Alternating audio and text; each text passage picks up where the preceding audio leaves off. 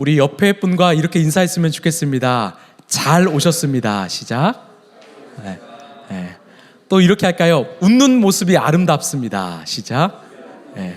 네. 정말 아름답습니까? 저는 요즘 이 신약 성경을 통독하면서 지금 고린도 전후서를 이번 주에 묵상했습니다. 여러분, 고린도 교회의 가장 큰 문제는요, 여러 가지가 있었지만 바로 분열이었어요. 성도들이 나는 바울파다, 나는 아볼로파다, 게바파다, 그리스도파다 서로 팔을 만들고 경쟁하며 다투는 겁니다. 여러분, 이 시대의 마귀 사탄은요, 우리 주님의 몸된 교회를 무너뜨리기 위해서 성도들을 분열시키고 있어요. 다투게 만듭니다. 서로 사랑하기보다는 서로 상처를 주고 서로 다투게 만듭니다. 여러분, 안 됩니다.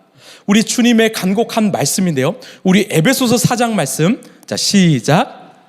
평안에, 제가 읽어드릴게요. 평안에 매는 줄로 성령이 하나 되게 하신 것을 힘써 지키라. 어떻게 하라고요? 힘써 지키라고 말해요. 몸부림치라는 거죠. 하나 되게 하는 것을 생명을 걸어서 지키라라는 겁니다. 절대적으로 사수하라는 거죠. 여러분, 우리 라이프처치는요, 그 성령이 하나 되게 하는 것을 힘써 지키시길 바랍니다. 먼저 저와 조 목사님이 하나 되게 한 것을 힘써 지키겠습니다. 여러분도 함께 지켜주길 바래요. 저는 늘 말씀드릴 겁니다. 하나님 나라는요, 따라합시다. 팀플레이. 팀플레이예요. 교회도 팀플레이입니다. 사역도 팀플레이예요. 어제 제가 창립 예배를 드리면서 아까 많은 분들이 고백했지만 참 함께 팀플레이를 했기 때문에 가능한 잔치가 아니었을까 싶습니다. 한번 돌아보실래요? 팀플레이의 주역들이래요. 뒤에도 보시고. 그렇죠. 여러분, 하나님 나라는요, 이 스타 플레이어 혼자 이루는 나라가 아닙니다. 이 팀플레이를 생각하면 저는 이 글래디에이터라는 영화가 생각나요. 혹시 글래디에이터 보신 분? 그렇죠. 우리는 늘 말씀만 보죠. 주님만 알고 영화는 잘 안 보고. 이 글래디에이터의 하이라이트가 뭔지 아십니까? 이들은 노예였어요. 한 명 한 명이요, 연약한 존재고요, 싸움을 할 줄 모르는 자들이에요. 근데 이들이 맞서 싸워야 될 존재는 이 로마의 정예 부대였습니다. 심지어 전차를 타고 다녀요. 그때요, 그 리더인 막시무스가 다 불러 모읍니다. 우리는 모여야 산다. 그리고는 방패로 전차를 막습니다. 그리고는 결국 승리로 이끄는데요, 그 장면을 제가 한번 만들었거든요. 함께 보시겠습니까? Whatever comes out of these gates, we've got a better chance of survival if we work together. Do you understand?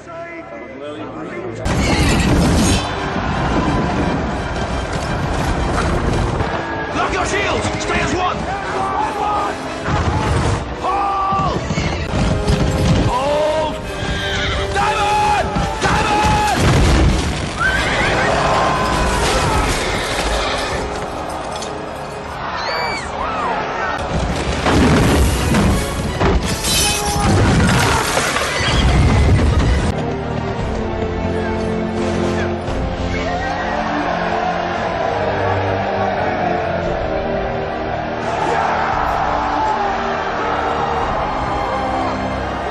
여러분, 놀랍지 않습니까? 이 성경에도 그래서 한 사람이면 패하겠고 두 사람이면 맞설 수 있나니 세 겹줄은 끊어지지 않는다라고 말했죠.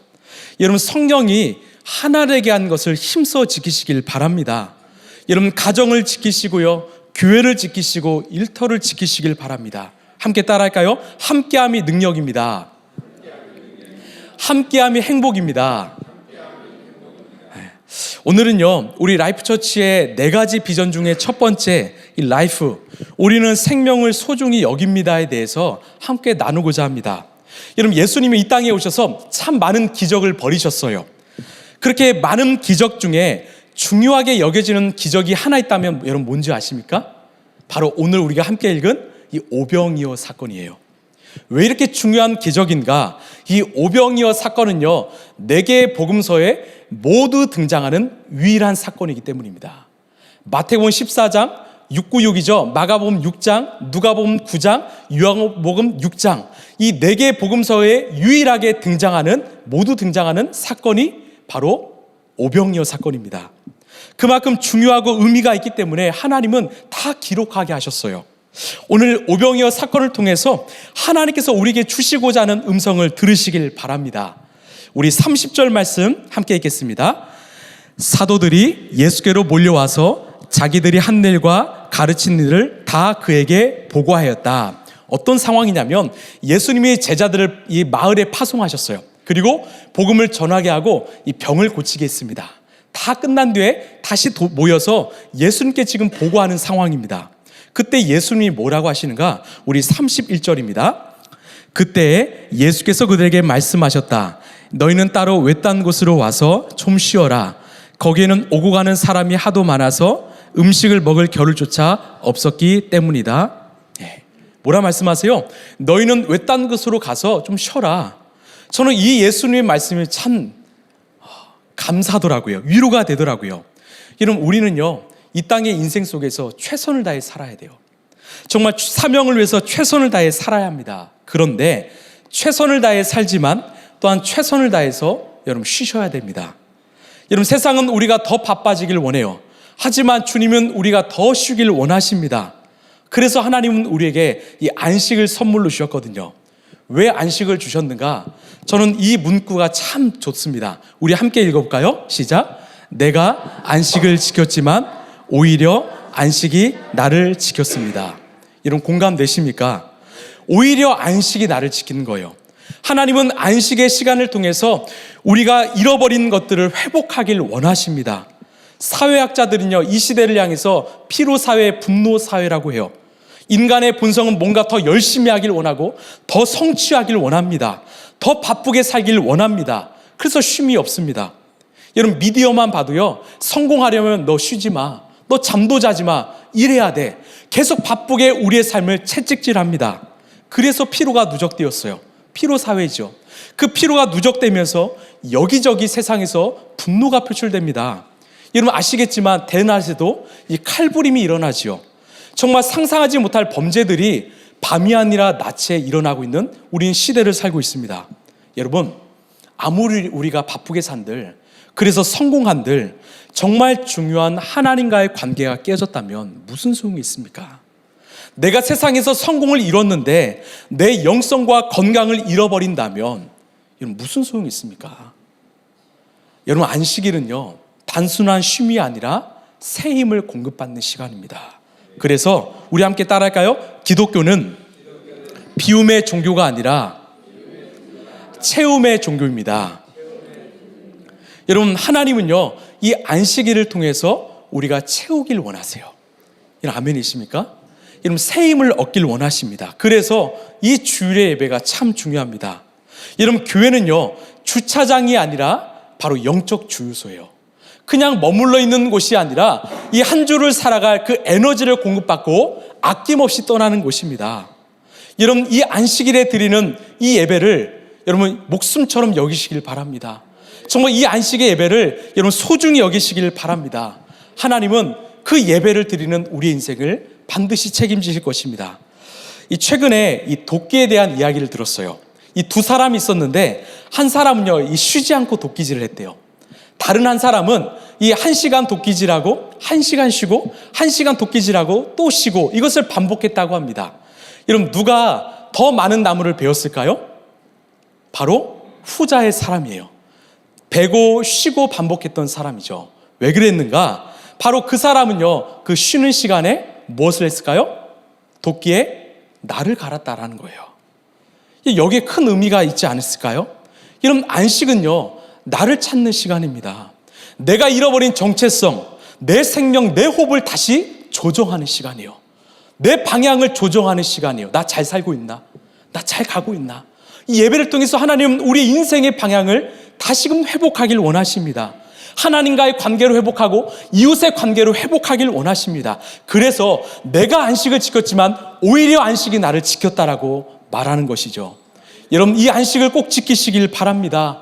오늘 예배를 통해서 하나님이 주시는 그 새 힘을 공급받길 원합니다. 우리 32, 33절입니다. 그래서 그들은 배를 타고 따로 외딴 곳으로 떠나갔다. 그런데 많은 사람이 이것을 보고 그들인 줄 알고 여러 마을에서 발걸음을 재촉하여 그곳으로 함께 달려가서 그들보다 먼저 그곳에 이르렀다. 아멘. 저는 이 구절을 보는데 참 마음이 아팠습니다. 우리가 흔히 오병이어를 생각하면 사람들이 이렇게 모여진 곳에 그냥 예수님이 가신 줄로 생각하는데 그게 아니었어요. 사람들이요, 지금 예수님과 제자들의 움직임을 봅니다.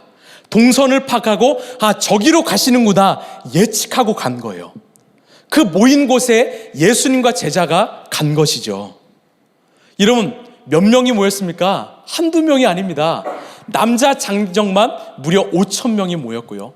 아이와 여성과 노인까지 포함하며 2만의 숫자가 모였습니다. 엄청난 인파가 그 예수님의 움직임에 지금 집중하고 있는 거예요. 이런 왜 이들이 이렇게 움직였을까? 우리 34절입니다. 자, 시작. 예수께서 배에서 내려서 큰 무리를 보시고 그들이 마치 목자 없는 양과 같으므로 그들을 불쌍히 여기셨다. 그래서 그들에게 여러 가지로 가르치기 시작하셨다. 아멘. 자, 예수님이 보시는데 그들이 어떻게 보였어요? 목자 없는 양처럼 보였다라는 거예요. 불쌍한 겁니다. 목자가 없는 양처럼 지금 방황하고 있구나, 이것을 보시는 거죠. 무슨 말인가? 지금 이들은 자신의 목자를 찾고 있습니다. 나를 바른 길로 인도해 줄 목자, 나에게 생명과 진리를 전해줄 목자를 찾고 있는 겁니다. 여러분, 우리가 사는 이 시대도 마찬가지예요. 많은 사람들이 그 목자를 찾고 있습니다. 겉으로는 표현하지 않지만 나를 생명으로 진리로 바른 길로 인도해 줄 목자를 찾고 있습니다. 여러분, 그래서 우리는 전해야 됩니다. 우리는 그들에게 그 목자의 길을 보여주어야 합니다. 저번 주 수요일에 저는 이 신홍미 권사님과 저희 장모님이긴 한데 이 몇몇 사람을 만났습니다. 그분들과 함께 처음 만났지만 대화하면서 무엇을 나누었을까요? 기승전 라이프 처치죠. 우리는 무조건 라이프 처치예요. 이야기의 결말은 뭐예요? 우리 교회로 오세요. 예수님 믿으세요. 여러분, 아멘이십니까? 여러분도 대화를 왜 하셔야 돼요? 기승전 라이프 처치죠. 우리 예수님 믿으세요. 라이프 처치로 오세요. 그리고 나서 우리 권사님은요, 이 기도 수첩을 만드셔서 그 사람 이름을 적으셨어요. 그리고 그 사람 이름을 불러가며 기도하십니다. 여러분, 이게 우리 크리스찬의 삶이 되어야 되지 않을까요? 우리의 삶의 방향이 되어야 되지 않을까요? 여러분, 가능하신 분들은요, 한번 기도 수첩을 만들어 보세요. 내 기도 제목도 쓰시고 내 가족의 기도 제목도 쓰시고 교회 기도 제목도 한번 쓰시고 계속 한번 기도해 보십시오. 하나님이 응답하실 것입니다. 여러분, 왜 이렇게 해야 됩니까? 그들은 지금 목자를 찾고 있기 때문이에요. 제가 질문 하나 할까요? 여러분, 양의 특징은 뭐가 있을까요? 양. 우리가 생각하는 양은 어떤 양이에요? 우리 운이가 생각하는 양은 어떤 특성을 갖고 있어요? 양은 어때?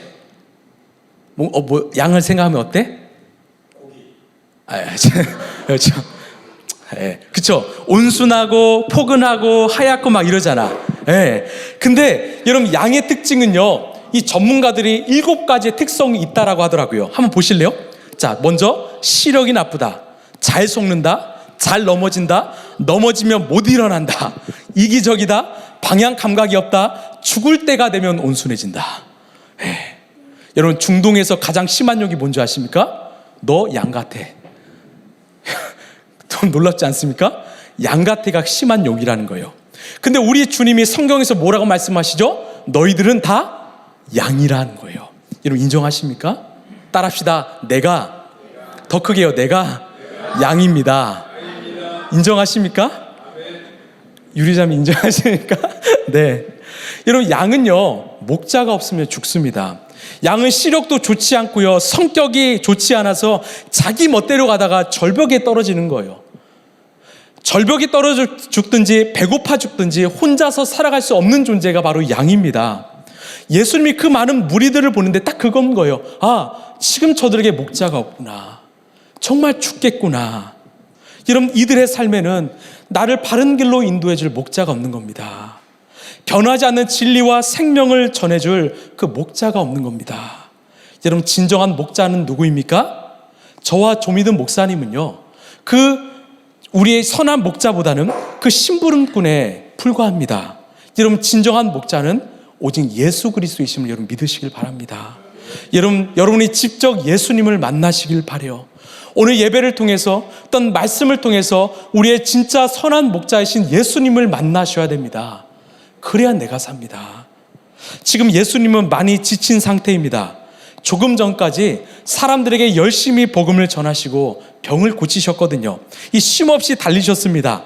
이제는 쉬고 싶어서 한적한 곳에 가는데 어떤 상황이에요? 사람들이 몰려든 겁니다. 여러분 어떻게 하셨을까요? 여러분 성경을 읽을 때는요, 같은 사건을요, 이 교차해서 여러 본문으로 보시면 참 좋은데, 이 34절에 이렇게 말합니다. 그래서 그들에게 여러 가지로 가르치기 시작하셨다라고 말해요. 근데요, 누가복음은 조금 더 상세하게 말합니다. 우리 9장 11절 시작. 그러나 무리가 그것을 알고서 그를 따라갔다. 예수께서는 그들을 맞이하셔서 하나님 나라에 말씀해 주시고 또 병고침을 받아야 할 사람을 고쳐주셨다. 아멘. 무슨 말이에요? 전처럼 똑같이 하셨다라는 거예요. 말씀을 전하시고 또 그들을 고치셨다라는 겁니다. 이 장면을 제자들이 보았습니다. 그들이 어떻게 했는가? 우리 35, 36절입니다. 시작. 날이 이미 저물었으므로 제자들이 예수께 다가와 말하였다. 여기는 빈들이고 날도 이미 저물었습니다. 이 사람들을 해쳐 제각기 먹을 것을 사 먹게 근방에 있는 농가나 마을로 보내시는 것이 좋겠습니다. 예, 모두 지쳤습니다. 지금 예수님도 제자들도 다 지쳤어요. 날이 저물어가고 있죠. 그런데 예수님이 쉬지 않으시는 겁니다. 그래서 제자들이 예수님께 나와서 예수님 좀 쉬세요. 예수님 좀 쉬셔야 됩니다. 그리고 이들을 이 마을로 보내서 먹을 것을 먹게 하셔야 됩니다. 여러분, 왜 예수님이 이렇게 말씀하셨을까요? 정말 예수님이 쉬셔야 됐기 때문에 그렇게 말씀했을까요? 정말 예수님을 생각해서 그랬을까요? 아닙니다. 이 의도를 살펴보면 예수님이 쉬시는 것보다는 자신들이 쉬고 싶은 거죠. 그때 예수님이 뭐라고 말씀하시는가? 이 뜬금없는 이야기를 하시는데 우리 37절입니다. 자, 시작. 예수께서 그들에게 말씀하셨다. 너희가 그들에게 먹을 것을 주어라. 제자들이 그에게 말하였다. 그러면 우리가 가서 빵 200데나리온 어치를 사다가 그들에게 먹이라는 말씀입니까? 아멘. 야, 너희들이 먹을 것을 줘라. 여러분, 왜 예수님이 갑자기 이런 말씀을 하셨을까요? 모인 사람들을 향해서 이제 날이 저물었으니까 마을에 가서 너희들이 각자 먹을 것 사 먹어라 이렇게 말씀하지 않고 왜 제자들에게 너희들이 가서 먹을 것을 주라 말씀하셨을까요? 이게 오늘 말씀의 핵심입니다. 예수님은 아셨어요. 무엇을요? 이 제자들의 마음을 보니까, 이 제자들의 중심을 보니까 정말 중요한 영혼을 향한 마음이, 그 한 영혼을 향한 그 마음이 사라졌다는 것을 아셨습니다. 제자들아, 쉼이 중요하지 그런데 생명이 더 중요해.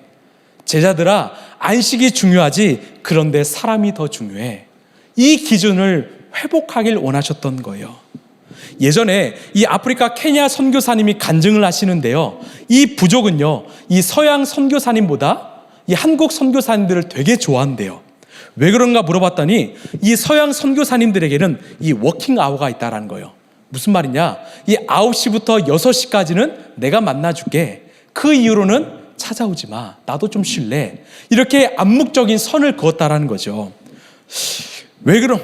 여러분 아시겠지만 이 사건 사고는요, 언제 일어납니까? 갑자기 일어나요. 밤이든 새벽이든 갑자기 일어납니다. 그런데 한국 선교사님들은 그들이 찾아오든 언제든지 받아주는 거예요. 새벽에 찾아와도 밤에 찾아와도 다 받아주는 거죠. 정말 한국 선교사님은 그렇게 훈련받거든요. 그 부족과 하나가 되라. 그 부족과 가족이 되라. 한 영혼을 품으라. 고되게 훈련받거든요. 여러분, 제가 무슨 말을 하고 싶은 걸까요? 밤을 새서라도 무리해서라도 사역을 하라고 말씀드릴까요? 아닙니다. 바로 내 안에 한 영혼에 대한 그 마음이 있는가? 예수님처럼 그 잃어버린 한 영혼을 향한 그 내 마음이 거기에 있는가? 우리 자신에게 한번 물어보자라는 거예요. 이런 우리가 아무리 많은 예배를 드리고요, 아무리 화려한 예배를 드려도 한 영혼을 향한 그 마음을 잃어버렸다면 우리는 지금 잘못 가고 있는 것입니다. 이 오병이어 사건은 물고기 2마리와 떡 5개로 많은 사람들을 먹였다 이 말씀이 아닙니다. 이 오병이어는요, 물고기 2마리와 떡 5개가 많이 늘어났다 이 말씀도 아닙니다. 이 오병이어는 예수님이 이 영혼들을 향해서 어떤 마음을 품으셨는가, 이 예수님이 이 영혼들을 어떻게 대하셨는가, 이것을 우리에게 말씀하시는 사건인 것이죠. 여러분, 우리는 그 많은 것을 집중하지 않고 예수님의 마음에 집중하길 원합니다. 물고기가 떡이 많이 늘어났다, 사람들이 많이 먹었다가 아니라 이 예수님의 마음, 한 영혼을 향한 마음, 그 생명을 소중히 여기는 마음, 그것이 나에게도 있는가? 제가 큰 교회에서 사역하면서 이 성도들 사이에 안타까운 소식들을 참 많이 듣습니다. 목사님, 우리 공동체는요, 누가 새로 와도 별 관심 없어요. 누가 하나도 별 관심 없어요. 교회에서 행사는 많이 하고 프로그램도 많이 하는데 정말 중요한 그 영혼에 대한 마음이 사라지고 있다는 말들을 참 많이 하시더라고요. 왜? 사람이 많으니까. 한두 명 빠져도 티가 잘 안 나니까. 저는요, 늘 청년들과 성도들에게 하는 이야기가 있습니다. 이것이 제 목회의 신념인데요. 제가 신대원을 다닐 때 이 영국의 부흥사인 이 조지 휘필드 목사님의 전기를 보았습니다. 이렇게 써 있더라고요. 그 책에서 휘필드 목사님은요, 그 설교단 위에 섰을 때 단 한 번도 눈물을 흘리지 않고 내려온 적이 없었다라고 써 있었습니다. 제가 그 내용을 보고 기도했습니다. 하나님, 저도 이런 목사님 되고 싶습니다. 저도 이런 설교자 되고 싶습니다. 눈물의 설교자, 눈물의 목회자 되고 싶습니다. 제 눈에서 그 영혼을 향한 눈물이 마르면 저 사역 멈추겠습니다. 이렇게 소원했습니다. 감사하게도 아직까지는 제 눈에 눈물이 좀 많습니다. 여러분, 왜 제가 이렇게 고백할까요? 제가 왜 이렇게 선포할까요? 제가 먼저, 우리 목사님이 먼저 한 영혼에 대한 마음을 잃지 않고 싶기 때문입니다. 여러분, 교회의 사명은 부흥이 아니라 한 영혼입니다. 우리가 한 영혼에 집중하며 하나님께서 부흥은 자연스럽게 주실 것입니다. 여러분, 아멘이십니까? 여러분, 교회의 사명은 한 영혼이에요. 교회의 사명은 우리 한 사람 한 사람입니다. 여러분, 우리가 믿는 예수님이 그런 분 아니십니까? 우리 예수님이 그 하늘 보좌를 버리시고 이 땅에 오신 이유가 뭐예요? 갑자기 하루는 갈릴리로 가시고, 갑자기 가나안으로 가시고, 사마리아로 가시고, 하루는 30km, 50km, 100km를 가신 이유가 무엇입니까? 바로 그곳에 아파하는 한 영혼이 있기 때문이죠. 사람들이 부정하다고 여기는 나병 환자, 중풍병자, 혈루증 여인, 보이지 않는 맹인, 거지 나사로, 삭개오 등 그 버려진 영혼들을 사랑하기 위해서 오늘 또 가시고 내일 또 가시는 분이 우리 예수님이라면, 여러분, 우리는 어떠합니까? 거기서 끝이 아니죠. 죄로 인하여 죽을 수밖에 없는 저와 여러분을 살리기 위하여 이 땅에 찾아오시고 오늘 우리를 찾아오신 그 예수님의 마음을 우리는 다시 회복하지 않겠습니까? 라이프 처치를 한창 준비하던 10월 달이었습니다. 저는 신방을 어디에서 하는지 아십니까? 헬스장에서요. 노이짐에서 해요. 그래서 여러분도 저랑 한번 신방을 했으면 좋겠어요. 열심히 헬스를 정규 형제라 하는데, 운동을 하면서 정규 형제가 저에게 이런 말을 하는 거예요. 목사님, 지금 제 아버지와 할아버지가 정말 예수님을 잘 모르세요. 제가 그 말을 듣는데 그 하나님 마음에 감동을 주셔서 제가 고백했어요. 아, 그래? 그럼 내가 전할게. 우리 10월 20일 금요일 오전에 만나자. 내가 집으로 갈게. 약속했어요. 가보니까 정말 할아버지가 이 요양원에서 오셔서 이 침대에 누워 계시더라고요. 근데 그래도 건강해 보이셨습니다. 수개월은 거뜬하게 사실 것 같았습니다. 그래서 할아버지께 복음을 전해드렸어요. 그리고 마지막에 기도하는데 감사하게도 그렇게 아멘이라고 해주셨습니다. 제가 약속했어요. 할아버지, 제가 종종 와서 복음 전해드릴게요. 제가 기도해드릴게요. 그리고 집으로 왔는데 다음날 정규 형제에게 다급한 목소리로 전화가 왔습니다. 목사님, 저희 할아버지 돌아가셨어요. 제가 그 전화를 받는데 온몸에 소름이 돋더라고요. 그리고 제 마음 가운데 두 가지 마음이 찾아왔습니다. 하나는 감사하다. 하나는 참 다행이다. 만약 제가 복음을 전한 일을 다음으로 미뤘으면 얼마나 저는 평생토록 후회했을까. 또 두 번째 감사한 거는, 이 상황이 우리 라이프 처치에게 주신 말씀이구나. 누리야, 라이프 처치는 생명을 살리는 교회가 되어야 돼. 누리야, 라이프 처치는 생명을 소중히 여기고 기회가 찾아오면 꼭 복음을 전해야 돼. 여러분, 이 상황이 인간의 계획으로 가능한 상황입니까? 우리의 상황으로 예측 가능한 일입니까? 아니요. 100% 하나님이 하신 말씀이죠. 100% 하나님이 주신 말씀이죠. 여러분, 이 마음이 여러분에게도 적용되길 원합니다. 여러분, 우리는 잘 알죠. 우리에게 믿음을 주시고 생명을 주신 이유는, 정말 연약한 우리를 찾아오신 이유는 우리를 통해서 생명이 전해지기를 원하신다는 거죠. 그런데 우리는 이 말씀에 참 순종하기가 때론 어렵습니다. 하나님, 저는 전도를 잘 못하는 성격이에요. 저는 부끄러움이 좀 많아요. 제가 보니까 제 친구, 제 남편, 제 부모는 아직 준비가 안 된 것 같아요. 아니요, 순종해 보십시오. 정말 내가 사랑하는 가족과 이웃이 있다면 여러분 한번 순종해 보십시오. 하나님께서 모세에게 찾아와 말씀하셨어요. 모세야, 너는 바로왕에게 가서 저 이스라엘 백성들을 구원해 달라고 요청해라. 그때 모세가 뭐라고 말합니까? 하나님, 저는 말을 못합니다. 저는 지도자감이 아닙니다. 맞습니다. 내 시선으로 나를 바라보면 우리는 한없이 부족한 존재예요. 아무것도 할 수 없습니다. 그러나 우리 인생이 그 하나님께 붙잡히면 어떻게 됩니까? 연약한 존재에서 위대한 존재가 되는 거예요. 부족한 인생이 아니라 위대한 인생이 되는 것입니다. 모세가 아멘으로 순종했을 때 하나님이 모세의 입술이 되어주셨어요. 모세가 고백한 것이 아니라 함께 하시는 하나님이 고백하게 하시고, 모세의 지팡이가 아니라 하나님의 지팡이가 되어주셨습니다. 이런 오병이어도 마찬가지 아닙니까? 이 기적은요, 200데나리안이나 되는 거금에서 시작되는 것이 아니라 한 소년의 작은 도시락에 시작되었다는 것이죠. 여러분, 순종해 보십시오. 내 작은 것이라도요, 내 작은 도시락이라도 하나님께 내어드릴 때 기적은 시작되는 겁니다. 우리는 잘 알죠. 많이 배웠습니다. 많이 경험합니다. 이게 가능한 일일까? 불가능한 일일까? 우리는 감각적으로 계산이 나옵니다. 그러나 하나님의 기적은 우리의 생각과 기적을 초월하는 능력임을 믿으시길 바랍니다. 이런, 왜 예수님께는 기적이 나타났는데 왜 제자들에게는 기적이 안 나타나는가? 답은 하나입니다. 제자들은요, 선을 걷기 때문이에요. 예수님, 여기까지입니다. 제가 해보니까 여기까지더라고요. 제가 아는데 여기까지 한계입니다. 그러나 예수님은요, 그 선을 넘으셨습니다. 그 한계를 넘으셨습니다. 이 차이입니다. 여러분, 벼룩 아시죠? 벼룩. 이 뛰는 벼룩 아시죠? 이 벼룩이요, 자기 몸보다 200배를 뛴대요. 근데 이 벼룩에게 유리병을 딱 놓으면 어떻게 되는지 아십니까? 유리병만큼 뛰어요. 근데 유리병을 치우면 어떻게 되는지 아십니까? 그 유리병 높이만큼밖에 못 뛴다고 해요. 왜 그럴까요? 벼룩도 자기 한계를 긋는 거예요. 내 손은 여기까지야. 여러분, 왜 우리의 삶에 하나님의 기적이 없을까요? 여러분, 왜 우리의 삶에 하나님의 역사가 잘 나타나지 않습니까? 내가 선을 그었기 때문이에요. 나 알아. 나 해봤어. 한계는 여기까지야. 아닙니다. 여러분, 선포하셔야 됩니다. 주님, 저는 모릅니다. 정말 모릅니다. 주님, 마음껏 일하시옵소서. 그때부터 우리의 인생에 상상하지 못한 귀한 일들이 일어나리라 믿습니다.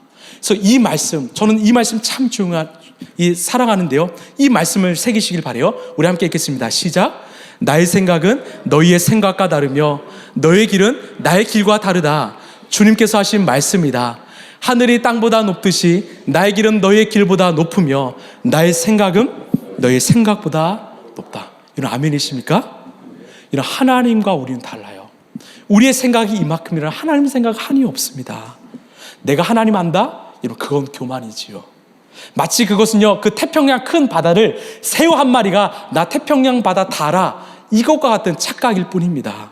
여러분, 인간이 어떻게 하나님도 알 수 있을까요? 그래서 성 어거스틴은 우리가 하나님을 안다고 하면 그분은 하나님이 아니다라고 말했습니다. 여러분, 이것을 인정하시길 바라요. 우리는 하나님을 모릅니다. 하나님의 역사와 하나님의 기적을 우리는 다 할 수 없습니다. 이런, 하나님은 크세요. 하나님은 위대하세요. 하나님 높으십니다. 하나님 불가능한 일이 없으십니다. 여러분, 이것을 믿고 의지하시길 바랍니다. 우리 41, 42절입니다. 시작. 예수께서 빵 5개와 물고기 2마리를 들어서 하늘을 쳐다보고 축복하신 다음에 빵을 떼어서 제자들에게 주시고 사람들에게 나누어 주게 하셨다. 그리고 그 물고기 2마리도 모든 사람에게 나누어 주셨다. 그들은 모두 배불리 먹였다. 아멘. 여러분, 잘 보십시오. 여러분, 예수님이 축사하시고 빵과 물고기가 갑자기 늘어났습니까? 아닙니다. 예수님이 제자들에게 바구니를 주시고 사람들에게 나눠주려고 할 때 그 제자들의 그 말씀에 순종하여서 하나씩 하나씩 나눠주는 그 순간 기적이 일어나는 거예요. 나눠주는데 빵과 물고기가 떨어지지 않는 겁니다. 무슨 말씀이에요? 지금 예수님은 제자들에게 너희들이 정해놓은 그 한계선 뛰어넘으라 말씀하십니다. 그 선을 지우라고 말씀하십니다. 하나님, 저는 그 사람을 사랑할 수 없습니다. 용서할 수 없습니다. 품을 수 없습니다. 저는 여기까지입니다. 제 능력은 여기까지입니다. 아니야, 그 선 넘어야 돼. 나와 함께하면 할 수 있어. 그러면 순종하면 기적이 일어나. 여러분, 오병이어 기적은 제자들이 순종하기 전에 예수님이 먼저 그 한계선을 넘으셨기 때문에 일어난 사건이지요. 그 한계선을 넘어서는 그 영혼을 향한 그 사랑, 그 마음을 가지셨기 때문에 일어난 것입니다. 만약 예수님이 그 목자의 마음을 품지 않으셨다면, 그 예수님이 한 영혼 한 영혼을 사랑하지 않으셨다면 아마 이 기적은 일어날 수 없었을 겁니다. 우리 안에도 한계선이 있지요. 저는 제 남편, 제 아내를 용서할 수 없습니다. 저는 제 가족을 사랑할 수도 없습니다. 저는 절대로 변할 수 없습니다. 저는 매번 무너지는 실패자입니다. 저는 안 됩니다. 여러분, 아닙니다. 여러분, 잘 들으십시오. 내가 할 수 있는 것은 기적이 아닙니다. 오직 하나님만이 할 수 있는 것이 기적입니다. 여러분, 다시요. 내가 할 수 있는 것은 기적이 아닙니다. 오직 하나님만이 하실 수 있는 것이 바로 기적입니다. 우리가 기적을 바라면서도 우리가 할 수 있는 것 수준으로만 바라고 있지는 않습니까? 여러분, 기적은요, 오직 하나님만이 할 수 있는 것입니다. 우리 라이프 처치요, 오직 하나님만이 하실 수 있습니다. 앞으로도 하나님만이 하실 것입니다. 여러분의 인생도 마찬가지입니다. 하나님만이 하실 일들이 있지요. 여러분, 선포하십시오. 여러분, 믿음으로 그 선을 넘으십시오. 하나님이 하실 것입니다. 오늘 예수님과 제자들의 결정적 차이가 뭔지 아십니까? 바로 요한복음 10장 11, 12절 말씀입니다. 시작. 나는 선한 목자이다. 선한 목자는 양들을 위하여 자기 목숨을 버린다. 삭구는 목자가 아니요 양들도 자기 것이 아니므로 이리가 오는 것을 보면 양들을 버리고 달아난다. 그러면 이리가 양들을 물어가고 양떼를 흩어버린다. 아멘. 여러분, 제자들의 사랑의 수준은 연민의 사랑이었습니다. 불쌍해서. 그리고 그 사랑의 중심은 나였습니다. 내가 피곤하고 힘들면 그냥 포기했던 거죠. 그러나 예수님의 사랑은요, 한계를 넘어서는 사랑입니다. 정말 살리기 위하여 자기의 목숨까지 버리는 그 죽음의 선을 넘어선 사랑이죠. 여러분, 한계를 넘으십시오. 예수님이 한계선을 넘지 않으셨으면 우리는 살 수 없었을 겁니다. 예수님이 한계선을 넘으셨기 때문에 우리가 살게 된 것이지요. 말씀을 마무리합니다. 오병이어의 기적은 바로 예수님의 사랑에서 시작되었습니다. 한계선을 넘으신 그 사랑으로 인하여 기적은 일어났습니다. 그 사랑이 우리를 살렸지요. 여러분, 이제 우리 차례 아닐까요? 여러분, 한계선이 있다면 여러분 넘어서시길 바라요. 내 삶에 한계선을 그려한다면 여러분 지우시길 바랍니다. 나는 안 된다. 나는 어렵다. 나는 힘들다. 여러분, 포기하지 마십시오. 예수님의 마음으로, 예수님을 믿는 믿음으로 그 한계선을 넘어서시길 바라요. 그때 기적은 시작됩니다. 여러분, 꼭 명심하십시오.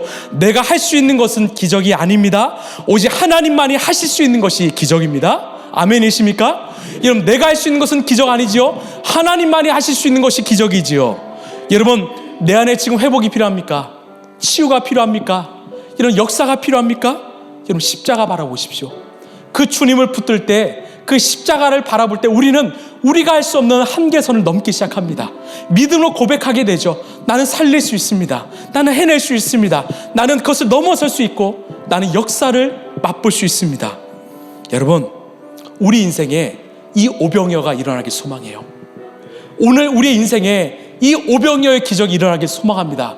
여러분, 우리 주님이 능치 못할 일이 없으시다면 우리의 삶에도 이런 일이 일어나지 않겠습니까? 여러분, 그 주님 앞에 엎드리십시오. 여러분, 그 주님 앞에 우리의 삶을 맡기십시오. 내가 내 삶을, 내 수준을 붙잡지 마시고 나를 넘으시고 나를 지으시고 나를 다스리시는 그 하나님의 수준으로 여러분 내어놓으십시오. 하나님의 기적은 오늘부터, 내 삶의 오병이어는 오늘 내 삶 가운데 이루어지리라 믿습니다. 우리 함께 이 찬양을 고백하길 원합니다. 바로 우리 주님의 그 한계를 넘으신 그 사랑을 함께 고백하길 원합니다.